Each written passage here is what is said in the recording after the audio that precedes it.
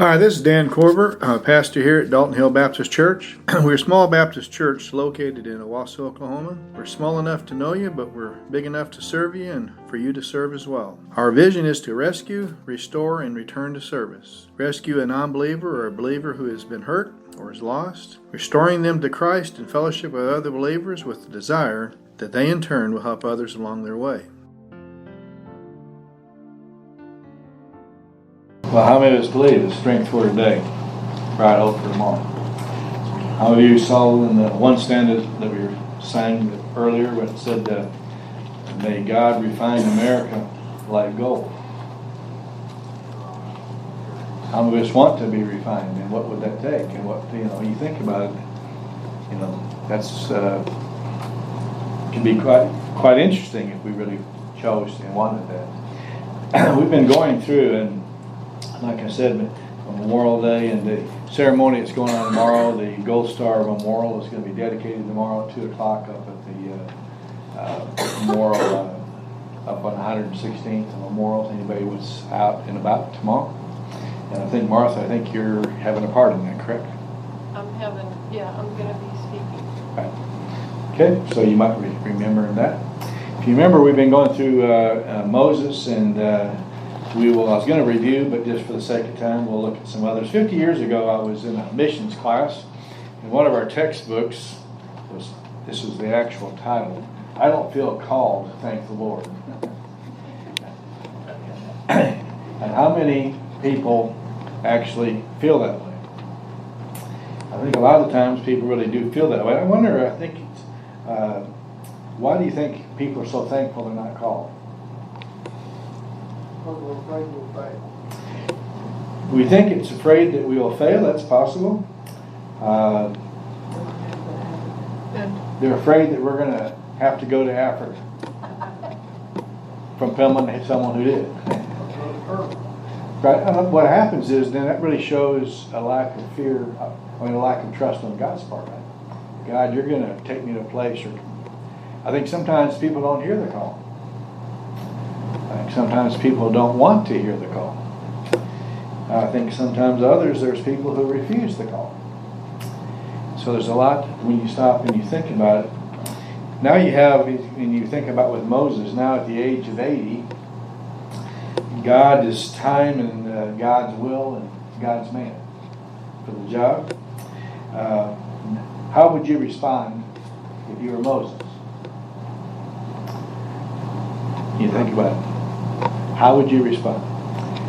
Most of us, I think God has things for us to do as well. How do we respond? There's a lot of things here at the church that need to be done. And why is it that we can say we see the need, but it seems like nobody is standing up for it? So I want to think about that. The challenges, I'll give you just a few of the challenges. Look over with me for a moment for Psalms 32 for a moment. And then I'll quote a couple others. But Psalms 32, David is writing, and it's right after the sin with Bathsheba, but it's interesting in Psalms 32, in verse 8 and 9. And while I'm thinking of it, we have a lot to be thankful for. Obviously, Bob, the tornado, went over top of Bob Maryland's house. You could hear it right over the house. Whether past Grady Margaret's, whether it just missed Norman and Michelle's place, 1 mile north of Jesse. A lot of different things. It hit the racetrack. It hit First Baptist Claremore. Just all the damage you have there. Right now at the racetrack, blew all the trailers over. There's 65 horses trapped in the barn. And if you know much about horses, and if you have one opening, they all will try to get out the same opening all at the same time. So I think Jesse can get someone with trailers, because people who own horses there, their trailers are all blown over. They can't use them. Trying to get them out, and the danger too of trying to get them out, because you can get trampled as they try to get out. So notice over in Psalms 32, notice interesting in verse 8 and 9. Notice what it says. God speaking, I will instruct you and teach you in the way which you should go. I'll counsel you with my eyes. How many of us agree with that? Notice the problem that we have. Do not be as the horse or as the mule, which has no understanding, whose trappings include a bit and a bridle to hold him in check. How many of us are going to willingly go when God tells us? Or how many of us are going to have to be a horse and he's going to have to put a bridle on us and a bit and lead us around? Because we won't willingly do it. And it's amazing how many times even Jean has an old horse, 29, and sometimes he doesn't want to come eat. She's go there to go feed it, doesn't want to come in and eat. You have to go out and catch it, put a bridle on it, and bring it in the barn to eat. It's like, why don't you want to come eat, you know?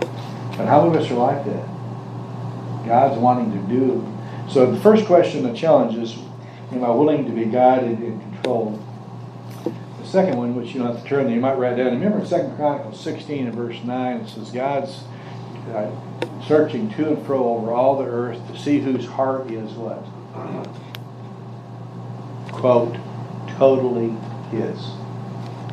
How many of his heart is totally controlled by God? I think it's an interesting question because I think a lot of us, we will do what he wants us to do if we agree with what he's asking. The third one I think is interesting. Remember in Isaiah 6, the Trinity is speaking and it says, you know, who will go for us? And what does Isaiah say? Here am I, send me. How many people would volunteer? By the way, does Isaiah know what he's volunteering for? He's not told yet. How many of you are going to say, Lord, I volunteer to do whatever you want me to do? Or how many of us are saying, well, tell me what you want me to do and then I'll tell you if I'm willing to do it. And that's why Tim Shepard, the great musician of yesteryear, he's about 70 now or whatever, made a statement. I happened to be at a concert he was at, and the understudy for him was Sandy Patty. It was quite a concert. But he made the statement I'll never forget. He said, God is not so much interested in someone who says yes to him. It's someone who cannot say no. Big difference. If you can't say no, who's boss? If you say yes, then who's boss? And interesting. In his own life, when he was at Tim Shepard, when he was at the heart of his career, his family needed him, his parents needed him, and he gave it all up to take care of them. That's why you didn't hear any more from him. He still writes some music and stuff, but he stopped. And he put it into practice. So that's the challenges. The call of Moses is in Exodus chapter 3. And if you remember just a little bit of the background, God says that he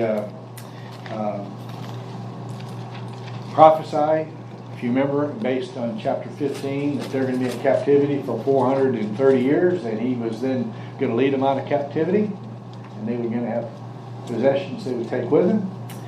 It also says in chapter 3, verse 6 to 9 of Exodus, which we saw last week, that the people were going to pray.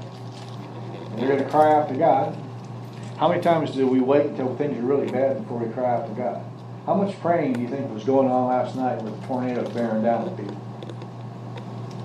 You know, we're getting calls from Jesse and stuff at midnight, you know, and all that kind of stuff, obviously coming right at it. But I think it's interesting, prayer, and then you'll also notice it was God's plan. Notice God said, I am going to lead them out. And I think we miss a part of that. God already told Moses, I've heard it, I'm coming, I'm going to lead them out. So let's look at the call, and it's really, it's very, very simple. It's not like they had forgot it or anything. But notice in chapter 3 and verse 10, God's speaking, and he's speaking to Moses. Therefore, come now, I will send you to Pharaoh, so that you may bring my people, the sons of Israel, out of Egypt. This moment you're going to go to Egypt, and you're going to bring them out. Sounds pretty simple, doesn't it? You're going to go and lead 2 million slaves out of Egypt. All right, but God said he was going to do it, and he's going to use you. I think the call really is quite simple when you look at it. But where are our eyes? Where was Moses' eyes? He starts coming up with 5 different objections why he doesn't want to do it. I think a lot of us do a lot of the same thing. And I think a lot of times it's because our eyes are on who? Circumstances. They're on our circumstances, we're on ourselves. And God says, I'm going to do it. I'm going to use you, but I'm going to do it. But most of us, our eyes are on ourselves or whatever it might be, and it can go back. And some of his objections go back to what happened to him 40 years earlier. Let's look at the first objection in verse 11 and 12, and I'll just title it, I'm inadequate. And do you feel that way? Moses said to God, who am I that I should go to Pharaoh, that I should bring the sons of Israel out? And he said, certainly I'll be with you, and this shall be the sign to you that it is I who have sent you. When you have brought the people out of Egypt, you shall worship God at this mountain. Now, how encouraging is that going to be to you? I am going to do it, and I'm going to bring you and the 2 million people back to worship at this mountain. It's top of big gray granite, basically, is what it is, the amount that they have here. But how encouraging is that going to be to you? I'm going to bring you here. Well, okay, but I've got to go to Egypt and get them and bring them back. And he feels inadequate. Did he not try to lead them once before? But it wasn't in God's time, and it wasn't in God's power. So how many of us feel inadequate at times? And I think really the question comes down, how strong do I believe in the promises of God? How strong, or how much do I believe in God's promises? I look at that, how much would be like in 2 Corinthians 12 when Paul says, I rejoice in my weaknesses. Or when Paul writes, it says, I am mighty in words, writing, but I'm not very good at speaking. How many of you ever thought Paul would not be a great speaker? In Isaiah 53, how good looking was Jesus, by the way? It says he has no stately form or majesty. Why? God didn't want anyone following Jesus for the wrong reason. So we can have a lot of excuses, but they don't work. Which, by the way, Richard, I didn't put mine in.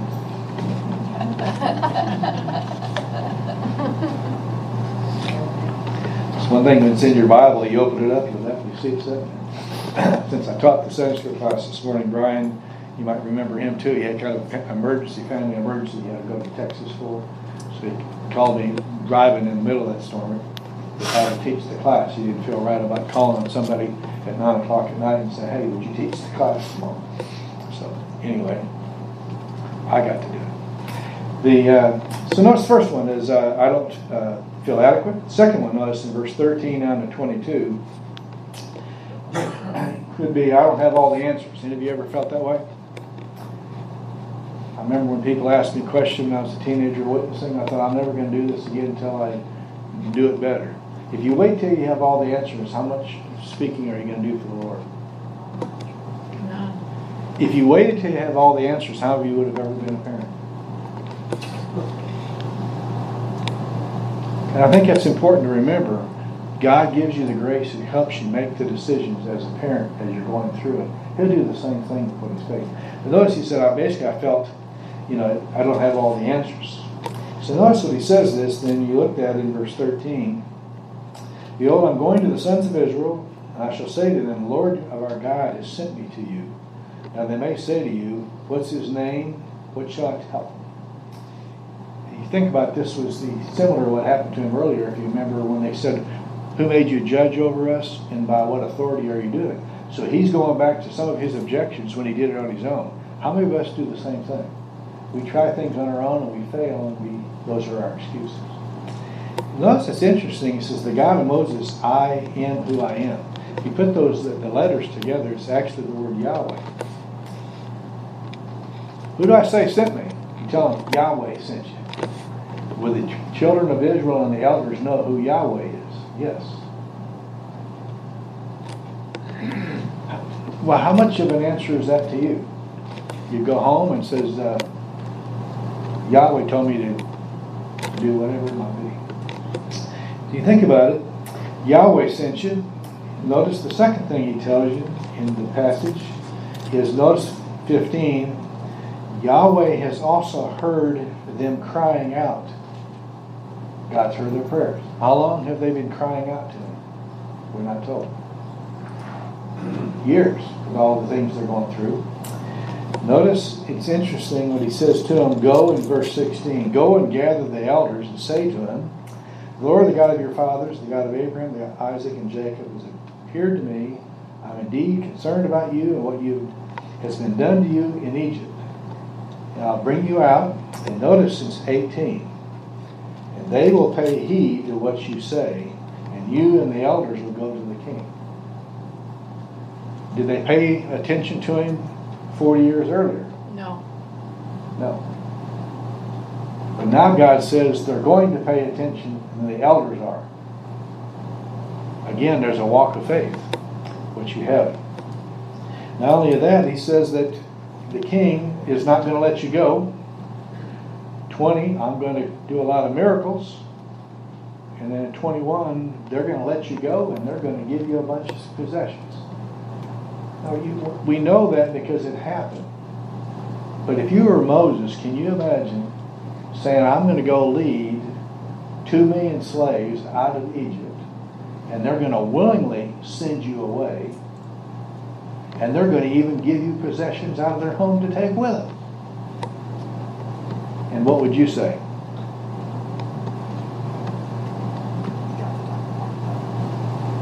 Okay? Again, has God made some promises? You're going to say it. The elders are going to hear you. The elders are going to believe. I'm going to send plagues. They're going to send you away willingly with possessions. And so we know the end of the story, but how well does it in the middle? Okay, so here you have it. I'm inadequate. I don't have all the answers. I think for us, we need to claim some of the promises that God's given us. You think about some of the promises that you have in 1 Peter 3:15, and we're told to be ready to give a defense. How many of you, if you're like me, how many of you worry so much about what's going to happen that almost never does it ever happen? You worry about all these things and then it doesn't happen.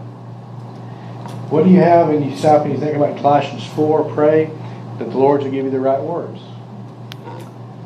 John 14:26, the Holy Spirit will bring to remembrance what you need to know. Well, how much are we willing to trust the Lord? We do our study, do whatever, and God will bring to your mind what to say. How many of you ever been in conversations and the Lord just brings a thought to your mind, and it's the right word at the right time? He promises to do that. Okay, so the first one, I'm inadequate. Would you agree with that? I don't have all the answers. Do you agree with that? Yeah, we're the same way. Notice the next one in verse 1 to 9 of chapter 4. I may not have their respect or following. That happened, if you remember back earlier, you remember when they said, well, who made you in charge? So much of this is going back to his objections to what happened 40 years earlier when on his own.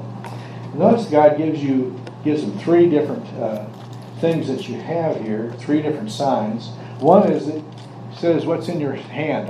We know the story well. A staff, throw it down, and what does it happen? Here comes a snake. He says, pick it up. How are you taught to pick up a snake? Seriously. Behind the head. Behind the head. Why? So you don't pick it up by the tail, because what can the snake do? Okay? Well, I want you to think about it for a moment, because that's kind of interesting. One of the gods of Egypt is a goddess, B-U-T-O. It's the cobra. You've seen the movies. Why do they wear the cobra on their deal? Because that is the goddess who goes for the enemy and defeats the enemy. So one reason why he's going to do this miracle is to show that he is over that God. But notice, you have to give Moses credit. Do you think it was a garter snake? How many of you would have been at all fearful about picking up a garter snake from the tail? You tell me. But if it's one of the others, you think about it, and he picks it up. I have to give Moses credit. He went and picked it up by the tail, not the way you normally pick up a snake. We also notice the second thing, leprosy. Leprosy would be not what we think of today, but as leprosy, when you had leprosy, and it could have been describing a lot of different diseases, the description they had, But when you had it in those days, you had leper colony. You still have part of that in the world today. You're losing your fingers, you're losing your toes, you lose all that stuff. And you stick your hand in, and all of a sudden you have leprosy. What does that mean if you're Moses? Unclean. You're unclean, you're going to be sent outside and everything else. And you didn't have it earlier, now you have it. Put your hand back in, pull it out, and what happens? It's restored. Hey, who are we serving? You notice, they think the last one, you notice what's he going to do to the Nile? It says the last one, I'm going to make the Nile, and you got water, it's going to make it blood. That's after another goddess, Siket. It's the goddess of the Nile. So when he's doing these different miracles, he's basically saying what? And with Moses having been brought up in the Egyptian training, he would understand God saying, I am superior to other gods. He's saying that also to the Israelites. Here are the miracles, I am superior. But again, how well is that going to answer you? They might not follow me. I promised to do these miracles. Okay, God, you did them here. Now that I get over to Pharaoh, are you going to do them now? Again, that's a walk of faith. Can you imagine if you're Moses and you walk up to Pharaoh and you take your staff, just like God told you to, and you throw it on the ground? What's supposed to happen? You're trusting God to do it. How many of us believe He can, but we never throw it in? So notice I don't have the respect. I think what happens is the real problem in all this is, am I fearful with what if happens? It's a pride factor. If we started in a circle and we went around the room and we're all going to pray, how many of us are listening to what Shelley's praying if you're further down the road? Or how many of you are thinking about what you're going to say and are so worried about your words that you never hear what Shelley says? So often it's a fear factor and a pride factor. If we're supposed to be talking to the Lord, then we're not talking to Glenn. And we don't care what Glenn thinks. But we get so caught up in that we never hear the rest. So notice, I am inadequate. I don't have all the answers. I may not have the respect or following. All that's true. In verse 10, I don't think well on my feet. And if you relate, how many have all the right answers after the conversation is over and you've gone home? Okay, I think that's the way most of us are. Now Moses, according to Acts 7, was mighty in word and in deed. So it wasn't that he couldn't speak, but he didn't have the great... You don't know what the answer or what the question or whatever is going to come from Pharaoh, and you don't think well on your feet. And so I think it's interesting what God has to say, because if that's true about you, and God's sending you to go in front of somebody, and you say, I can't do it because this is what I am, who are you really questioning? You're questioning God. You're questioning God. God, I don't think you really know who I am or about my limitations. I can't do it. I don't have what's necessary. God, you're not all-knowing. You don't know me. If you did, you wouldn't ask me to go. And I think that's true for a lot of us. It's interesting what God says. Who made your tongue? You know, I made you in the abilities that you have. I am fully aware of your abilities or inabilities. Therefore, when I send you and your inabilities, who are you going to have to trust? And notice he says, all I'm asking you to do is say what I tell you to say. Just tell him what I tell you to do. Notice, I think it's interesting. So I don't think well on my feet. So the 4 so far, I'm inadequate. It's true. I don't have all the answers. That's true. I may not have the respect or following. It's true. I don't think well on my feet. Notice all this time God gives them different things, different answers. But notice in verse 14, in verse 13, first of all, the last one, I wish you'd send somebody else. Notice, please, Lord, send the message from whoever thou wilt. What's he now saying? I've given you the objections. I don't want to do it. I want you to send somebody else. Now it says God's anger burns. God's anger burns when he said no. And I think it's interesting what happens with you and I. Can God send somebody else? Bet. He says somebody, you say no, okay, there can be discipline, or he can go use somebody else. He sure can. And who gets the credit and who gets the blame? And who gets the reward? Notice what happens then. I think it's interesting. We know it well. And it says, the anger of the Lord burned against Moses, and he said, is there not your brother Aaron the Levite? I know that he speaks fluently. So God knows all about how you can speak and how your family can. And moreover, behold, he is coming out to meet you. Have you ever thought about that? Who's been seeking his life for 40 years? The previous Pharaoh, right? But how is it his brother can go out and find him? But Pharaoh couldn't. How is it that Jonathan went out and found David, but Saul never did and couldn't get him? I think a lot of times we forget about a lot of things, and obviously we know that Aaron does come, and it says that I'm going to tell you what to say, and then you're going to tell Aaron what to say. Did Aaron cause any problems along the way? Yes. Okay. He did, obviously. Would it have not been better if Moses had just done what? And how about you and I? So let's think about the different ones you have. I think it's interesting. Three dangers we have is obviously the evidence of his call. How many times do you know people feel like they're called to something that may not have been God's call, but it's what they want? It's their call. If God's really calling you to something, I think there'll be evidence that shows that. Obviously with Moses, you don't see a burning bush on a normal occasion that doesn't get consent. Moses definitely had. I think another one that our eyes need to be on Jesus.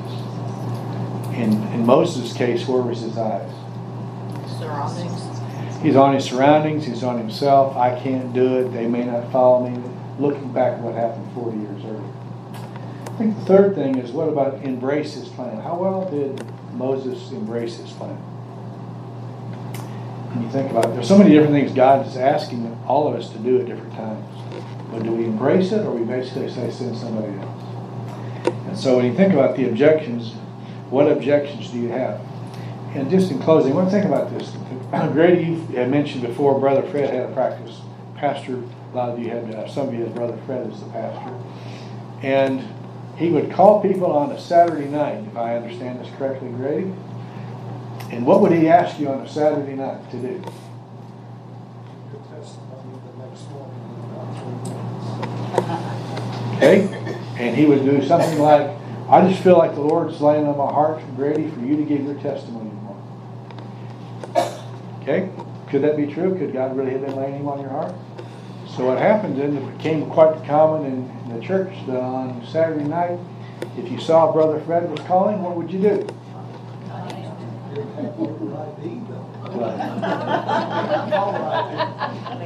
But you may not answer the phone because you're afraid of what?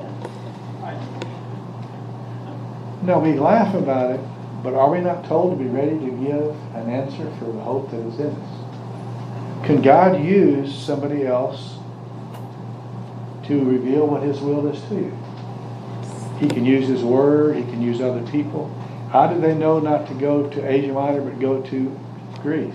God revealed it to Paul, and Paul revealed it to the group, and together they went.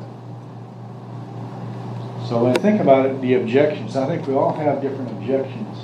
But remember the challenge we had, are we totally sold out to him? And how many of us does he have to have a bridle on us? And he's basically having to bring us kicking and everything else. Alrighty? I'm going to pick on Jerry for a moment. Jerry, you're trying to load a horse in a trailer and he doesn't want to do it. Get in. And have you ever tried to get a horse to do something he doesn't want to do? I have. Now, you may be 200 pounds, but that horse is 1,000 or 1,200. When it plants its 4 feet, I don't care how strong you are not pulling that horse anywhere. So how do you get a horse into a treader that doesn't want to go? Yep. There you go. You hook one rope on one end of the treader and you go around the back of the horse and you put the horse that goes around its backside. Horses go against pressure. And because there's pressure on the backside, they go away from the pressure and they will load into the treader based on it. You and I, pain, we go against pain. When there's pain, we pull away from it. I think it's interesting. Why don't we just willingly get in the treader instead of always fighting it?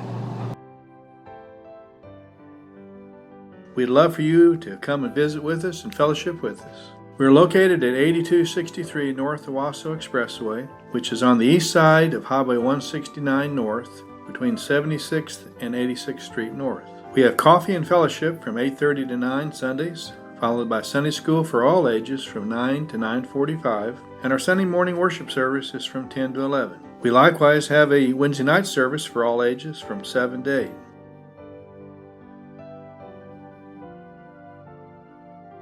Now may the Lord of peace himself give you peace at all times, and in every way the Lord be with you all the time.